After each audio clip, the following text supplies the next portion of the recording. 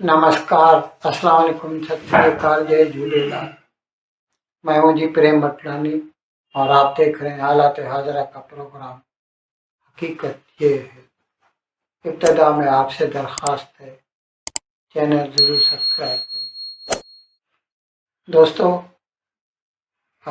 3 रोज़ cable मैंने जो अपना व्लॉग दिया था, उसमें भारत का जो नया बजट आया, श्रीमती निर्मला सीतारमन ने दिया, उसके बारे में बताया था और इस बात का खुलासा किया था कि किस तरह मोदी सरकार जो है पिछले 10-11 साल से लगातार कैपिटल एक्सपेंडिचर पर काम कर रही है, जिसकी वजह से ओवरऑल ग्रोथ में इजाफा देखने को मिला है।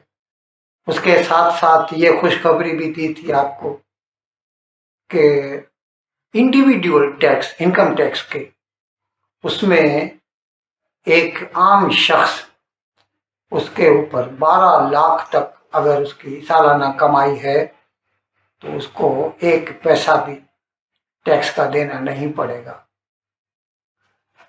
अब उसके साथ साथ एक नया सर्वे आया है जिसमें ये बताया गया है, अभी ये फरवरी का महीना है, जनवरी की रिपोर्ट है, उसमें ये बताया गया है कि भारत की जो मैन्युफैक्चरिंग एक्टिविटी है, यानी कारखाने जो काम कर रहे हैं, उनकी जो रफ्तार है वो पिछले 6 माह में सबसे ऊंची सतह पर पहुंच गई है और उसकी वजह है एक्सपोर्ट्स के ऑर्डर।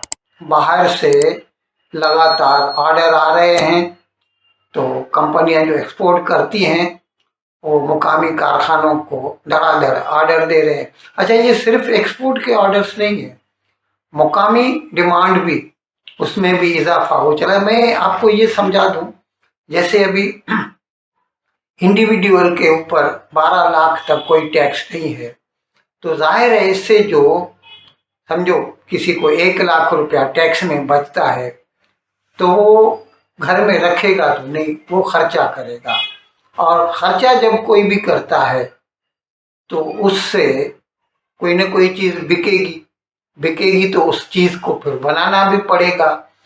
तो ये एक डोमिनोज इफेक्ट होता है।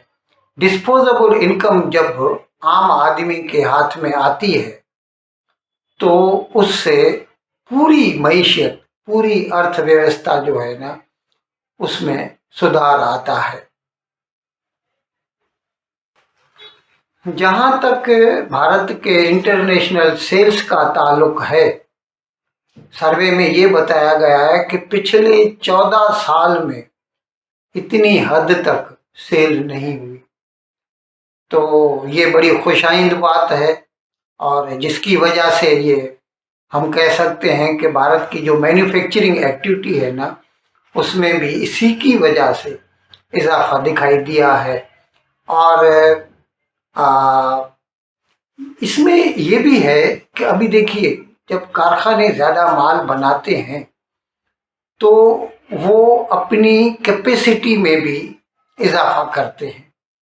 अब देखिए, किसी के पास समझो एक मोबाइल फ़ोन का ही हम मिसाल ले लें, वो साल में अगर 5 लाख फ़ोन बनाता है, उसके पास 6 लाख के ऑर्डर आएंगे, 7 लाख के ऑर्डर आएंगे, तो जाहिर है ही will have to install new capacities, नए कारखाने लगाएगा या अपने कारखाने में नई मशीनें ऐड करेगा ताकि ज़्यादा फ़ोन बना सके। और जब वो अपनी मैन्युफैक्चरिंग कैपेसिटी में इजाफा करता है तो उससे नौकरियां भी बढ़ती है, एम्प्लॉयमेंट अपॉर्चुनिटी। ज़ाहिर है उन मशीनों को कोई तो बंदा चलाएगा ना, तो नौकरियां भी बनती हैं। तो ये जो है, यानी हर चीज़ एक दूसरे से मिली हुई है। सरकार जब डिस्पोजेबल इनकम हाथ में देती है तो उससे बाजार में डिमांड बढ़ती है, डिमांड बढ़ती है तो मैन्युफैक्चरिंग बढ़ती है, मैन्युफैक्चरिंग बढ़ती है तो एम्प्लॉयमेंट अपॉर्चुनिटी बढ़ती है।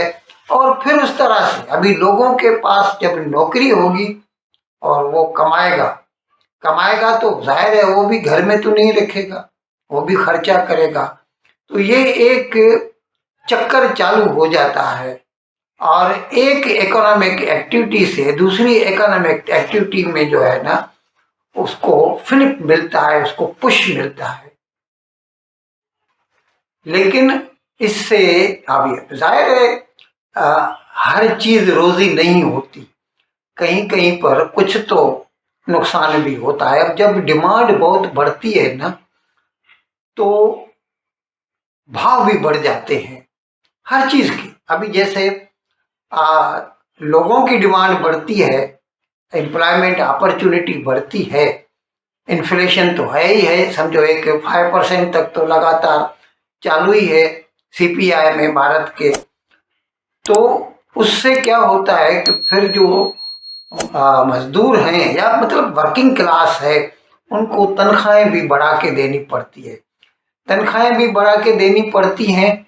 तो उसकी वजह से फिर बाजार में हर चीज के भाव बढ़ जाते हैं, उसका जो रॉ मटेरियल है उसके भाव बढ़ जाते हैं। तो अभी इसमें कोई नुकसान की बात नहीं है, डिफ्लेशन नहीं होना चाहिए लेकिन इन्फ्लेशन भी कंट्रोल में रहना चाहिए। ये जो सर्वे है ना इसमें कई कंपनियों से उनके ओपिनियन लिए गए और उसमें देखा गया है कि मोस्टली जो कंपनीज है ना वो जो प्रेजेंट पॉलिसीज हैं गवर्नमेंट की और जो बिजनेस एटमॉस्फेयर है हिंदुस्तान में उससे मुतमईन दिखाई दे रहे हैं। अब हो सकता है कोई एक आध शिकायत हो, अभी जैसे खैर छोड़िए उसको, मतलब नॉर्मली हमने देखा है, ये सर्वे बता रहा है कि भारत की जो बिजनेस कम्युनिटी है it is very much satisfied with the policies adopted by present government. और इसके साथ जो तीन बातें उनका उन्होंने खुलासा किया है जिसकी वजह से मुल्क का जो इकोनॉमिक एटमॉस्फेयर है उसमें सुधार दिखाई दे रहा है। वो तीन बातें मैं बता रहा हूँ। लगातार मांग बढ़ती जा रही है, continuous there is demand in the market.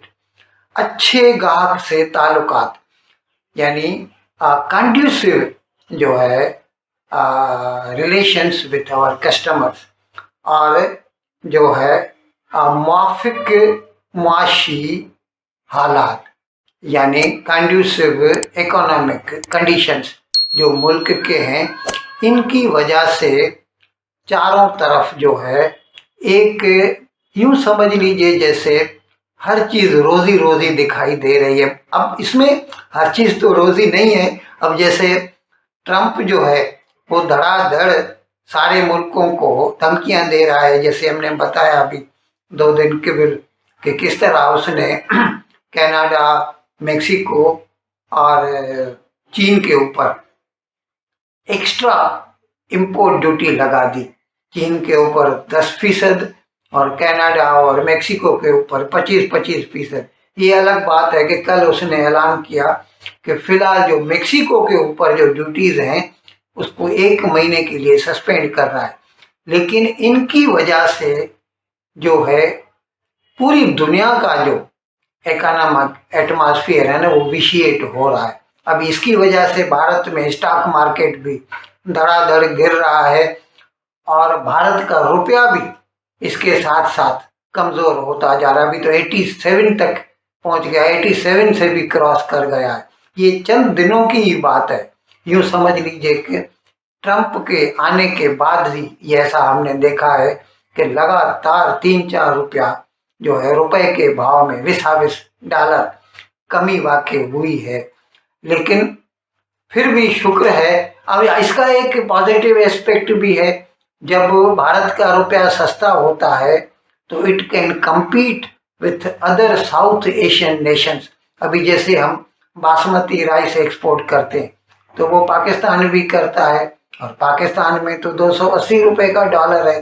तो वहाँ पे जो बाहर का खरीदार होगा उसको वो बासमती चावल सस्ता पड़ेगा। तो अगर भारत का रुपया थोड़ा कमज़ोर होता है तो दूसरे ममालिक जो हैं, जैसे बांग्लादेश के साथ हमारा रेडीमेड क्लॉथ्स का जो है वो कंपटीशन जारी है, नेपाल है, श्रीलंका है, चारों तरफ से हम देख रहे हैं सबका सिक्का जो है बहुत गिरा हुआ है। तो इस लिहाज से हम, अच्छा इसके साथ साथ जब रुपया कम होता है तो जो एक्सपोर्टर्स हैं उनके हाथ में ज़्यादा पैसा आता है, क्योंकि वो लोग तो डॉलर में सौदा करते हैं, तो उनको जब वो डॉलर मिलता है और वो उसको एक्सचेंज करते हैं तो उनके हाथ में ज़्यादा रुपया आता है। तो खैर ये जो है ना, ये एक न ख़त्म होने वाली बहस है। कुछ लोग कहेंगे हमें रुपया मजबूत चाहिए, कुछ लोग कहेंगे हमें रुपए को कमज़ोर रखना चाहिए ताकि हमारी एक्सपोर्ट्स बढ़े। लेकिन फिक्र की बात तो है, रुपया कमज़ोर होता जा रहा है तो इसकी वजह से हमारी इंपोर्ट्स महंगी हैं, और इंपोर्ट्स महंगी हैं तो वो मैन्युफैक्चर जो इंपोर्टेड मटेरियल पे होता है, कई चीज़ें हैं जो टेक्निकल हैं, जैसे स्मार्टफोन है, हमारे लैपटॉप हैं, कंप्यूटर्स हैं, कई चीज़ें उसमें हम अभी भी बाहर से मंगवाते हैं, तो वो चीज़ें हमें महंगी पड़ती हैं, और महंगी पड़ती हैं तो हमारी चीज़ भी महंगी हो जाती है और मुल्क वालों को भी महंगी हाथ में मिलती है। तो ये एक एक चक्कर है, एक या चक्रव्यूह कह दीजिए, कि जिसको we have to face it, भले हम पसंद करें या न करें, इसको फेस तो करना ही है। तो मैं अर्ज कर रहा था कि ये बात तो खैर शुक्र करने वाली है कि हमारी जो मैन्युफैक्चरिंग एक्टिविटी है, बिजनेस कॉन्फिडेंस है मुल्क में, भारत में, it is on the rise. इन अल्फाज के साथ आज का प्रोग्राम ख़त्म करने की आपसे इजाज़त चाहता हूँ, लेकिन विदाई लेने से पहले एक मरतबा फिर आपसे मेरी दरख्वास्त है कि जिस किसी साहब या साहिबा ने अब तक हमारे इस चैनल को सब्सक्राइब नहीं किया, अज़राए करम इसको जल्द से जल्द सब्सक्राइब करें, प्रोग्राम को लाइक करें, शेयर करें और घंटी का बटन दबाना ना भूलें। बहुत बहुत शुक्रिया। खुदा हाफ़िज़।